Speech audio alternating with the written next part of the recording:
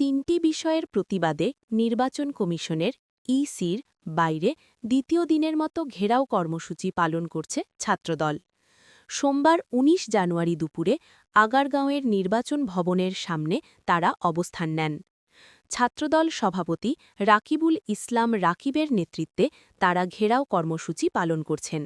রাকিব বলেন, তাদের কর্মসূচি তিনটি বিষয়ে চলছে। ১. পোস্টাল ব্যালট সংক্রান্ত বিষয়ে নির্বাচন কমিশনের পক্ষপাতদুষ্ট ও প্রশ্নবিদ্ধ সিদ্ধান্ত, যা নির্বাচন প্রক্রিয়ার নিরপেক্ষতা নিয়ে গুরুতর সংশয় সৃষ্টি করেছে। ২.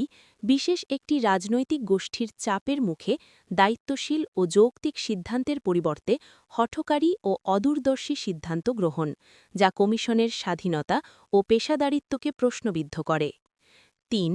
বিশেষ রাজনৈতিক দলের প্রত্যক্ষ প্রভাব ও হস্তক্ষেপে শাহজালাল বিজ্ঞান ও প্রযুক্তি বিশ্ববিদ্যালয় ছাত্র সংসদ নির্বাচন বিষয়ে নির্বাচন কমিশনের নজিরবিহীন ও বিতর্কিত প্রজ্ঞাপন জারি, যা বিশ্ববিদ্যালয়ের গণতান্ত্রিক চর্চার জন্য অশনি সংকেত। রবিবারও তারা দিনব্যাপী কর্মসূচি পালন করেন। এরপর সন্ধ্যায় ইসি সচিব আখতাকার আহমেদের সঙ্গে বৈঠকের পর কর্মসূচি স্থগিত করে পরদিন অবস্থান নেওয়ার ঘোষণা দেন। রাকিব সেদিন বলেন, দাবি আদায় না হওয়া পর্যন্ত তাদের কর্মসূচি চলবে। এদিকে ছাত্রদলের ঘেরাও কর্মসূচি উপলক্ষে নির্বাচন ভবনের আশপাশে জোরদার করা হয়েছে নিরাপত্তা ব্যবস্থা। আইন শৃঙ্খলা বাহিনীর সদস্যদের সতর্ক উপস্থিতি লক্ষ্য করা গেছে।